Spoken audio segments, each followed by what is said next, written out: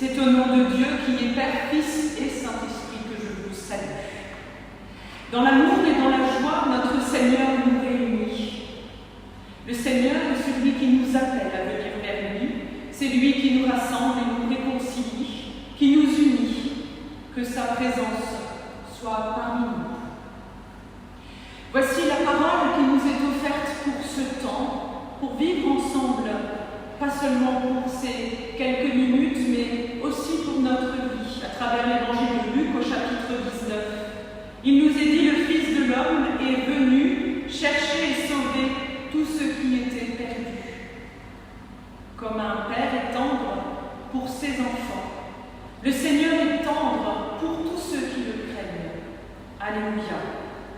Alors, avec moi, je vous invite simplement à prendre le psaume du jour sur votre feuille, à l'antiphonie. Qu'il soit joie pour nous de prier avec nos sœurs et frères en Christ qui, comme nous, aujourd'hui se rassemblent au nom du Seigneur. Et vous prendrez ce qui est en gras.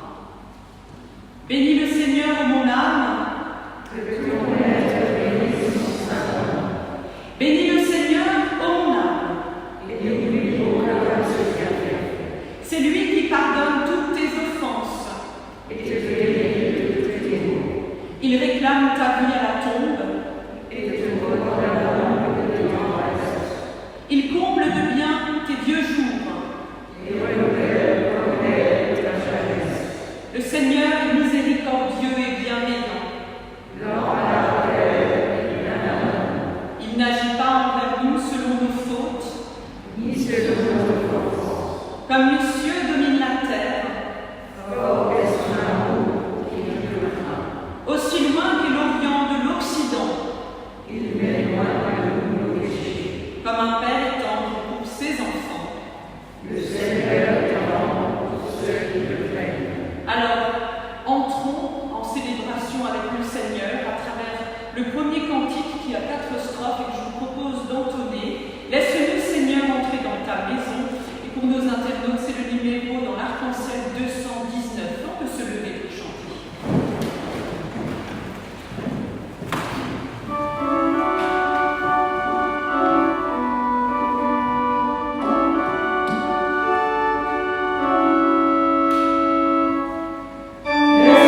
Amen.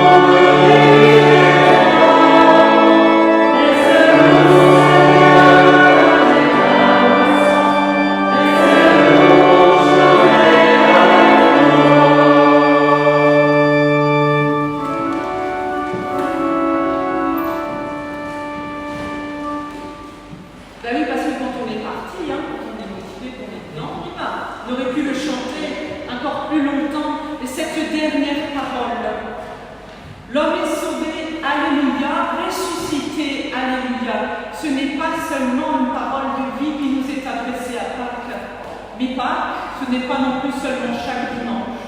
Pâques, c'est chaque jour. C'est également la résurrection à laquelle nous sommes appelés chaque jour de nos vies. Et en ce dimanche, où le thème porteur est la réconciliation, le pardon et l'amour inconditionnel.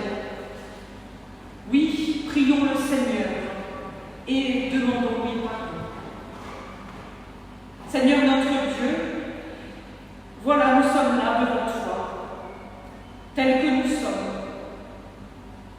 Seigneur, c'est ta parole qui nous accueille, qui nous relève et nous guérit. Seul toi peux faire en nous toutes choses nouvelles, Seigneur, pour notre vie, pour qui nous sommes, pour ce que nous sommes, pour ce que nous ne sommes pas, pour ce que nous ne serons jamais, pour les autres, pour nous-mêmes, pour toi. Seigneur, écoute et prends pitié.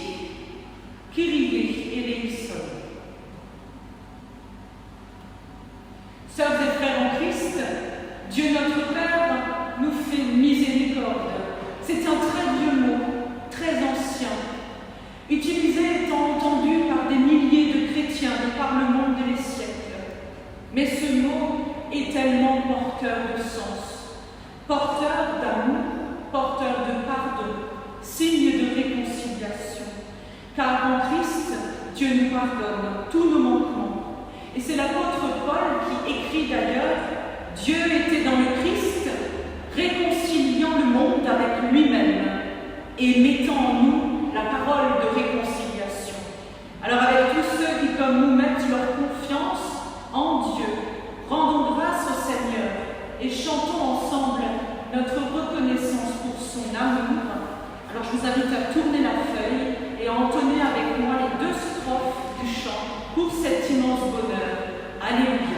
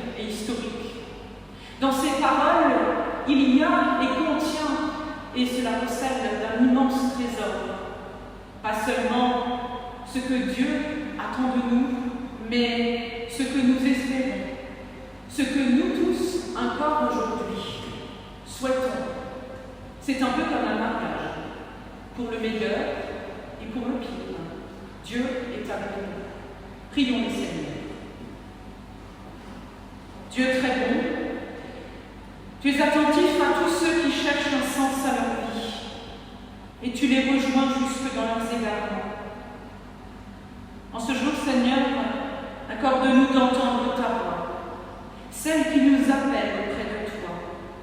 qui nous invite au partage de la joie retrouvée dans ton amour. Par Jésus-Christ, ton Fils, notre Seigneur, qui vit et qui règne avec toi, Père, et le Saint-Esprit, un seul Dieu pour les siècles des siècles. Chantons Amen 3 fois.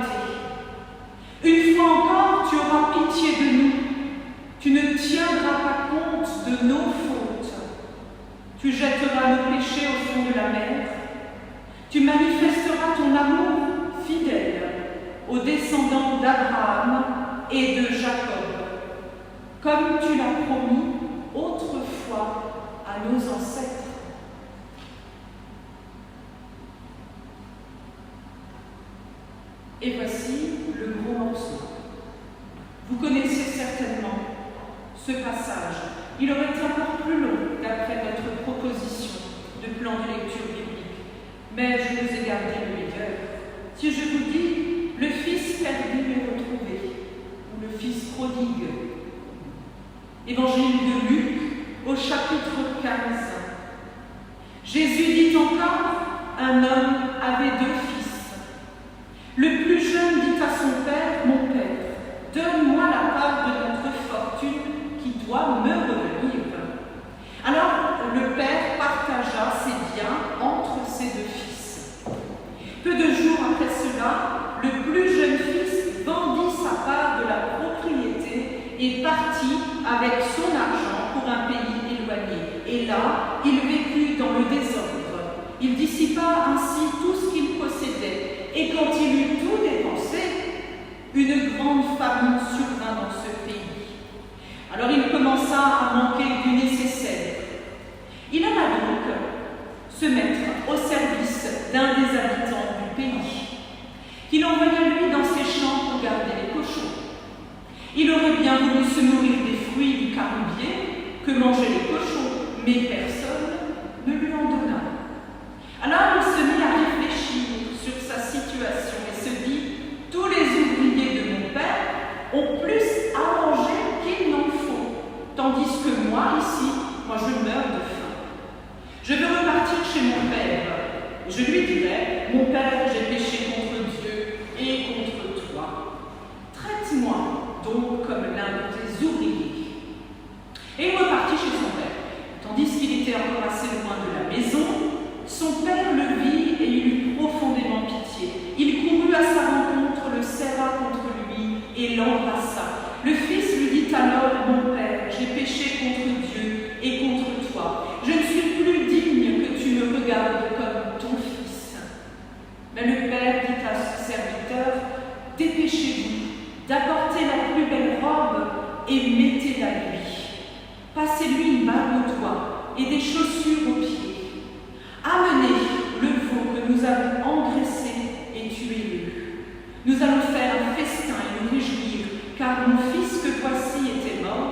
et il est revenu à la vie. Il était perdu et je l'ai retrouvé. Et ils commencèrent à faire la fête. Pendant ce temps, le fils aîné de cet homme était au champ. À son retour, quand il approcha de la maison, il entendit un bruit de musique et de danse. Il appela alors un des serviteurs et lui demanda ce qui se passait. Le serviteur lui répondit: « Ton frère, il est revenu, et ton père a fait tuer le veau que nous avons engraissé, parce qu'il a retrouvé son fils en bonne santé. » Le fils aîné se mit alors en colère et refusa d'entrer dans la maison. Son père sortit pour le prier d'entrer, mais le fils répondit alors à son père: « Écoute, il y a tant d'années que je te sers sans avoir jamais désobéi à l'un de tes ordres. Pourtant toi, tu ne m'as jamais donné même un cheveu pour que moi je fasse la fête avec mes amis. Mais quand ton fils te revoilà, lui qui a dépensé entièrement toute ta fortune avec des prostituées, pour lui tu vas faire tuer le veau que nous avons engraissé. » Le père lui dit: « Mon enfant, tu es toujours avec moi. Tout ce que moi je possède est aussi à toi. Mais nous devions faire une fête et nous réjouir, car ton frère, que voici, était mort, et il est revenu à la vie. Il était perdu. Le voilà retrouvé. » Ainsi soit-il. Nous chanterons pour toi, Seigneur. Tu nous as fait revivre, que ta parole dans nos cœurs à jamais nous délivre. Au numéro de l'arc-en-ciel 521, il y a 4 strophes. Je vous invite à vous lever pour ce chant.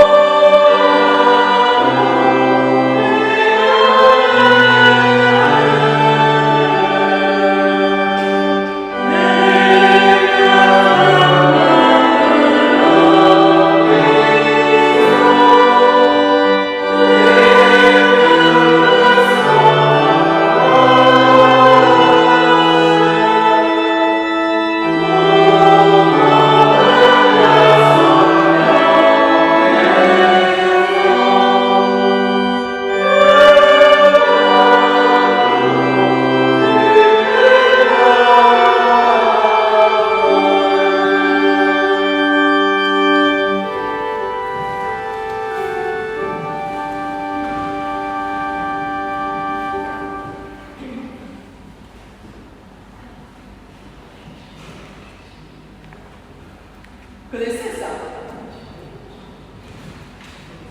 Je suis à distance, hein, ça va. Vous avez déjà fait? Ouais. Vous en faites un peu? C'est vrai. Il y en a des plus grands, hein. Il y en a des beaucoup plus grands. Ça marche avec du savon, hein. Vous le faites pour les petits enfants. Chaque bulle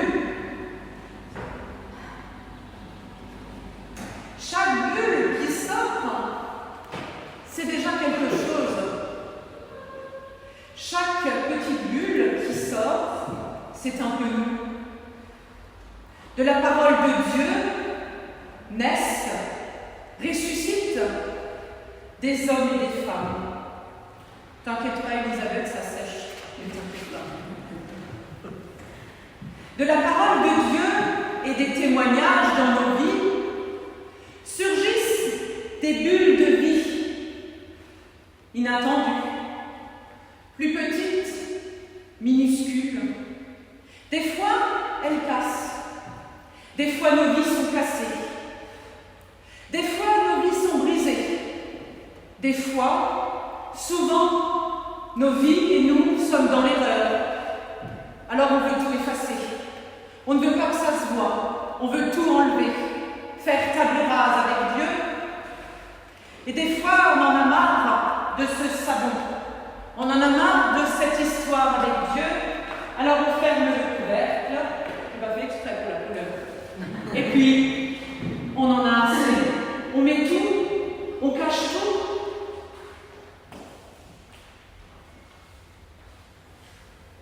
Sœurs et frères en Christ, une parole de sagesse du bouddhisme vient affirmer que vivre, c'est se rappeler. Quand est-ce que c'est la dernière fois que vous vous êtes rappelé, en cet instant que vous avez fait, que vous avez pris plaisir, de la joie à faire des bulles, juste comme ça? Dans ce verbe rappeler, vous avez le mot appel. Appel, c'est vivre, c'est se rappeler que nous sommes aimés de Dieu qui ne cesse, comme dans la parabole du Fils prodigue, de nous appeler. À chaque instant, j'attends. Je l'attends. J'attends quelqu'un. J'attends le retour de quelqu'un, le retour d'une bonne nouvelle. J'attends le retour des bulles de la vie. Des fois, ça ne vient pas. Constamment, on se détourne de la source de la vie, on poursuit des chimères, on vit dans l'illusion d'une vie de contrefaçon. Et tout bizarre que cela peut sembler, ce n'est pas pareil de mettre dans nos vies, justement, un peu de bulle, un peu de vie, que de ne plus en être. Dans ce texte de l'Évangile de ce jour, que l'on connaît tellement, il n'est ni question du Christ, il n'est pas là. Il n'est pas question de Dieu non plus, ni de sacrifice non plus, mais seulement d'amour. D'un amour comme des bulles de savon qui viennent exploser au visage de ce père, de ses enfants. Quelque chose qui éclate à la fois et qui jaillit, qui n'était pas prévu. Un amour extraordinaire d'un père pour son enfant. C'est l'exemple même de cette famille qui peut nous parler aujourd'hui. Alors non pas d'une famille où tout se passe pour le mieux. Je suis sûre que dans aucune famille, il n'y a rien de parfait. Je défie quiconque de me dire l'inverse. Nous vivons tous dans des familles imparfaites. Nous en formons, et puis nous en formons d'autres. Et nous devons vivre avec, car on n'a pas choisi. C'est ce qu'on entend toujours. Et, vous savez, nous prenons conscience finalement avec le temps, j'ose pas dire l'âge quand même, prenons conscience au fur et à mesure de notre vie sur Terre que dans nos familles, entre les uns et les autres, père avec ses enfants, mère avec ses enfants, etc., il y a des limites. Cette famille, ce fils prodigue, ce père, eh bien ils ont aussi leurs limites. Il nous fait appel ici aux impossibilités. On ne peut pas passer outre aux absences, aux conflits, aux concurrences dans les relations avec les autres. Mais il y a toujours la possibilité présente, si nous savons l'attendre, si nous savons voir à nouveau, voir de nouveau, qu'il n'y a pas toujours que des choses qui nous plombent au bout du compte. Il y a aussi une fin heureuse qui peut nous permettre de rejoindre le cœur même de Dieu. La réconciliation.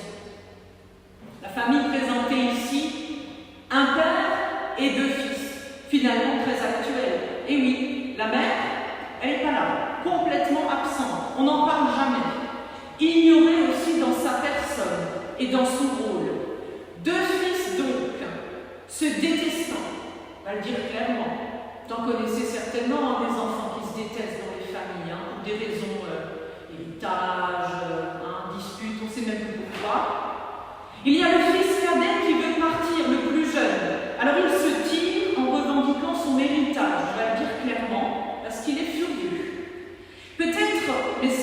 sait pas. Peut-être vit-il tellement mal les relations familiales qu'il ne lui reste que cette issue pour ne pas étouffer. Partir. Partir pour trouver un lieu de vie, un lieu où ça éclate la joie, un lieu où il peut trouver de nouveau du sens et se réjouir devant la vie donnée. Un espace suffisamment grand pour se comprendre, pour se découvrir et se trouver aussi au travers d'expériences plus que par la tradition de la famille.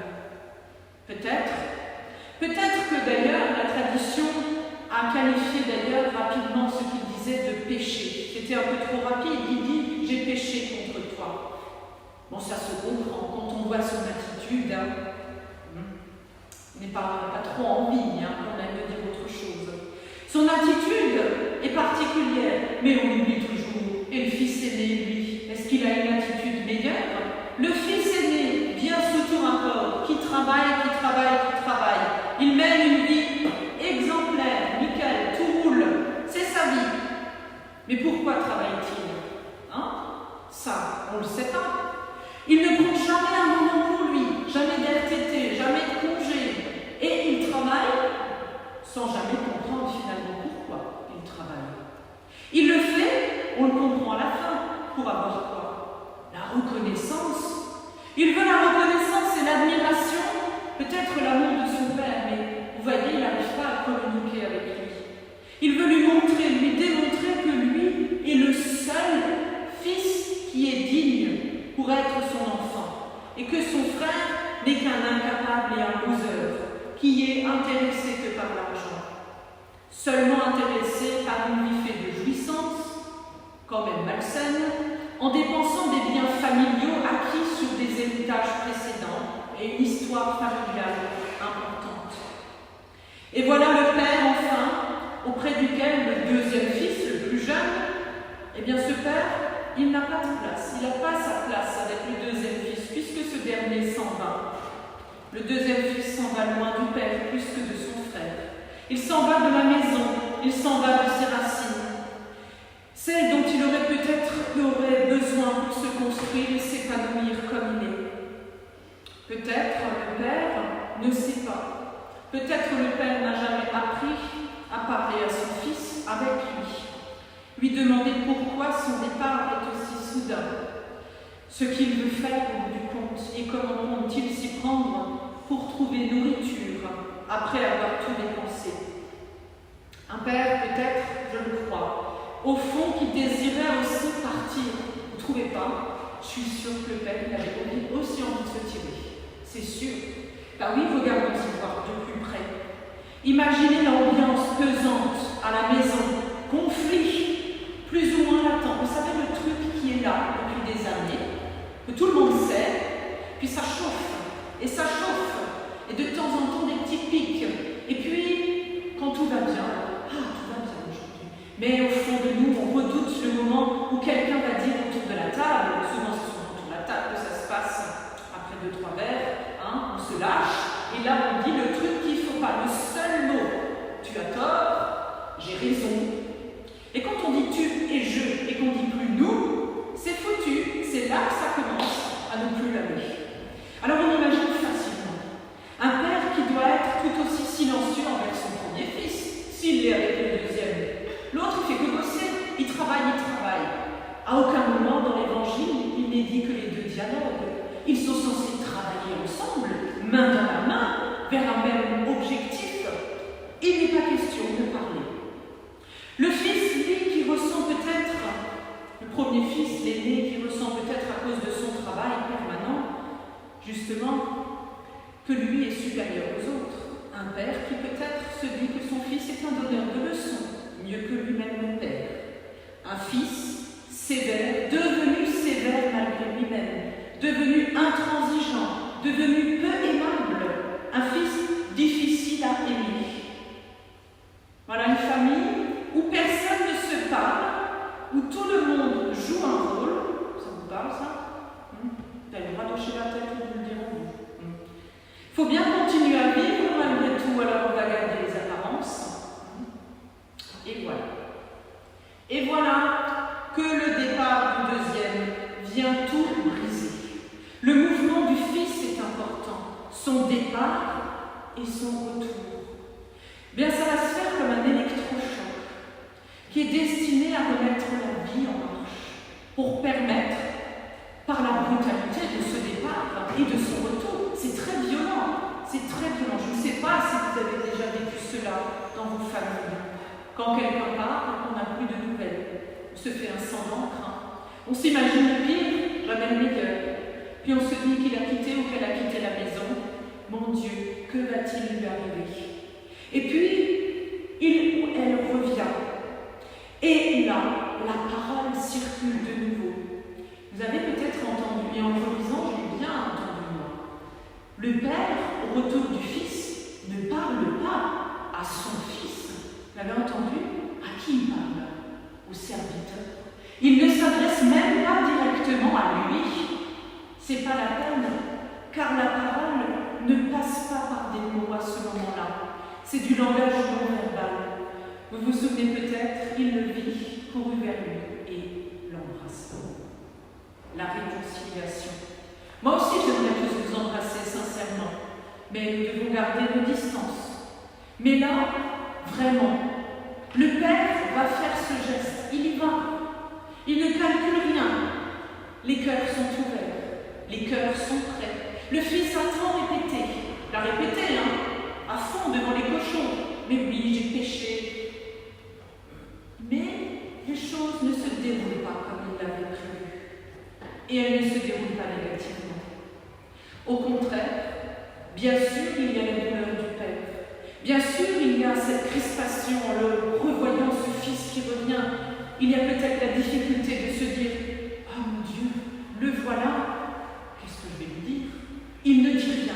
Il y va. Il est motivé par son retour. Il prend aussi conscience, le Père, que là où il l'a cherché, là où il espérait, son Fils n'était pas là, parce qu'il est revenu à la vraie vie. Au bout du compte, c'est peut-être pas l'ardoise qui est effacée, comme on dit, mais c'est peut-être le plus important qui est gardé. Qu'en fin de compte, le Fils manquait de tout, de nourriture et de place, et qu'il lui manquait sa place. Qu'il lui manquait sa place. Il lui manquait le bonheur, le sens à la vie. Alors, avec la conscience du regret, de la faute, j'aurais dû faire autrement, bien sûr, le plus jeune n'a pas su vivre, en tout cas arriver à ce qu'il espérait. Les petites bulles de sa vie tant espérées ont éclaté un peu partout. Et voyez-vous, derrière les serviteurs de mon Père, quand il le dit, sont mieux traités que moi, n'y a-t-il pas, Père, est-ce que je peux vivre? Est-ce que tu crois vraiment que je peux vivre loin, dehors, loin, en rupture totale avec mes racines, avec ma tradition, avec les valeurs de ma famille? Puis-je faire l'économie d'une réconciliation avec ma famille? Alors, bien entendu, l'extrait de l'Évangile s'arrête sur une parole très forte du Père, envers l'aîné, et il s'adresse là à lui directement, parce que lui, il fallait lui en remettre une couche quand même, pour qu'il comprenne. On ne sait pas s'il a compris au bout du compte, le Fils aîné. On sait qu'il est finalement, on lui a donné cette parole et ce geste d'amour à entendre, à accueillir aussi, que les bras du Père sont ouverts et que la réconciliation est toujours possible avec soi, en soi et avec les autres. Nous sommes chacune et chacun des fils et des filles de Dieu qui partent, qui sont partis avec d'autres, avec des parents qui restent, qui attendent le retour.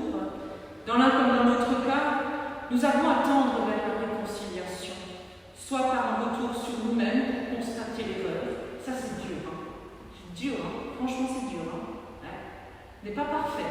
C'est compliqué. Reconnaître et se dire que la route n'est plus un chemin de vie, même s'il a pu l'être, ce chemin emprunté, mais qu'il y en a d'autres. Pour progresser dans notre compréhension de la vie, eh bien, espérer sans relâche et peut-être notre route. Dans une attente, je le sais, je crois parfois très longue et douloureuse, comme le retour du Fils prodigue. Et alors, au moment du retour, ne pas craindre, à mettre de côté la fierté, même la dignité pour faire la fête. Le Père a cette attitude merveilleuse, celle de celui qui attend sur la route, il bouge de lui-même. Je pense que ça a dû sacrément m'écouter, franchement. Il fait un bout de chemin vers son Fils. Il ne s'est pas enfermé dans un cercle vicieux du type « je suis dans mon droit ».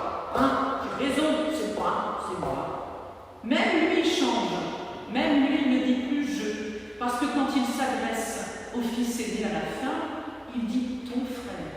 Il veut inclure le fils cadet. Il veut créer cette union, cette communion à nouveau, cette réconciliation. Il veut emmener avec lui tous ceux. Et il y a ces intermédiaires, ces serviteurs. Ne sommes-nous pas un petit peu ces serviteurs, ces servantes, celles et ceux qui pouvons être finalement les maillons, celles et ceux qui pouvons aussi dans nos vies quotidiennes être ces petits bouts de chaîne, non pas qui évitent, mais qui permettent des fois aux communions de se remettre à l'unité.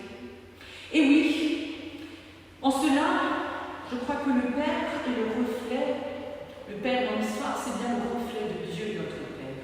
Un Père qui accueille chacun de ses enfants, de la même façon, sans prendre le plaisir sordide à entendre la liste de nos fautes.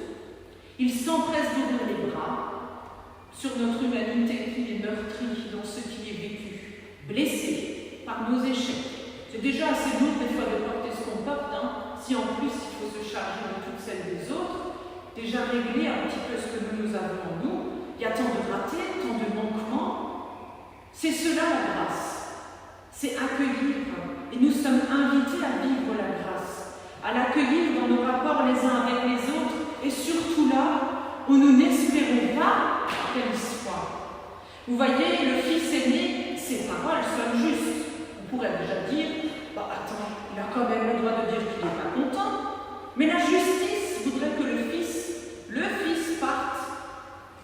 Celui qui est parti, il y soit allé de son plein gré avec un héritage contre un couteau et qu'il se jette par terre, vous savez, et qu'il vienne sur le chemin du Père en rampant. Ça, c'est l'image peut-être que pourrait avoir le fils aîné de son petit frère.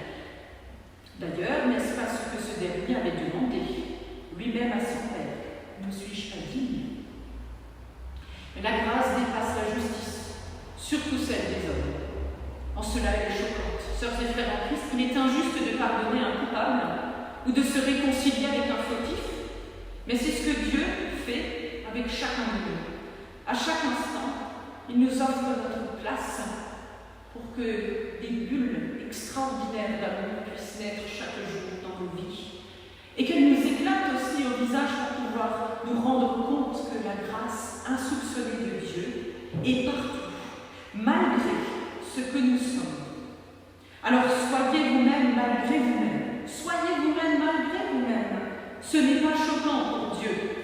Franchement, si c'est choquant pour les autres, quelque part, on s'en moque.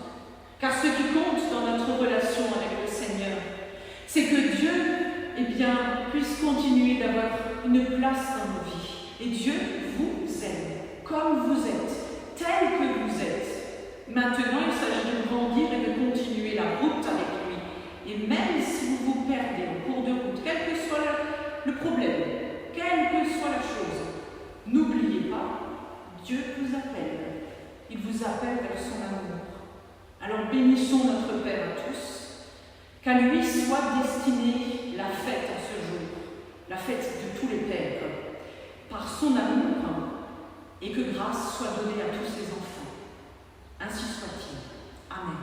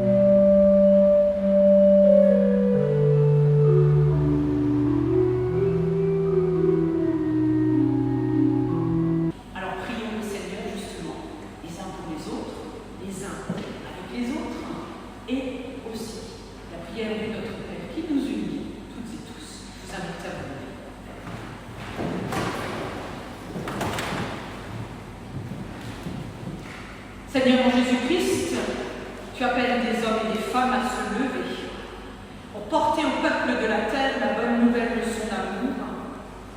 Seigneur, ce matin, c'est dans la reconnaissance que nous te présentons notre prière pour l'Église et nos communautés, qu'elles annoncent ta parole dans la force de la vérité. Nous te prions, Seigneur, en ce jour, pour les installations des conseils presbytéraux qui ont lieu notamment à Bitche et qui, nous l'espérons, auront lieu bientôt à Valchauffel. Nous te prions, Seigneur, pour nos sœurs et nos frères en Christ et en humanité, toutes celles et ceux qui ont tellement peur de la vie, qui ont peur de cette vie que tu nous donnes, qui vivent encore aujourd'hui dans la crainte d'un avenir qui nous semble aussi des fois incertain. Seigneur, que ces personnes s'en remettent entre tes mains, trouvent courage et persévérance. Te prions, Seigneur, pour les personnes qui abusent de ton nom. Délivre-les de tout aveuglement. Apprends-leur ta volonté, Seigneur. Te prions pour chacune et chacun d'entre nous, celles et ceux que nous allons retrouver tout à l'heure, celles et ceux que nous avons laissés à la maison. Que le souffle de ton esprit nous redresse et nous pousse à témoigner de la foi sur les routes humaines. Toi, Seigneur, nous rendons grâce, car ton amour est infini. Tu es béni, Seigneur, pour les siècles des siècles. Et Seigneur, puisque c'est ta fête aujourd'hui, nous te disons, notre Père, qui es aux cieux, que ton nom soit sanctifié, que ton règne vienne, que ta volonté soit faite sur la terre comme au ciel. Donne-nous aujourd'hui notre pain de ce jour. Pardonne-nous nos offenses, comme nous pardonnons aussi à ceux qui nous ont offensés. Et ne nous laisse pas entrer en tentation, mais délivre-nous du mal, car c'est à toi qu'appartiennent le règne, la puissance et la gloire, au siècle des siècles. Amen. Et sur cette prière de réconciliation, je vous invite à chanter avec moi le dernier cantique à la gloire de notre Seigneur. Il y a 2 strophes, et pour nos internautes, c'est le numéro 266 dans l'arc-en-ciel. Rendons gloire à Dieu, notre Père.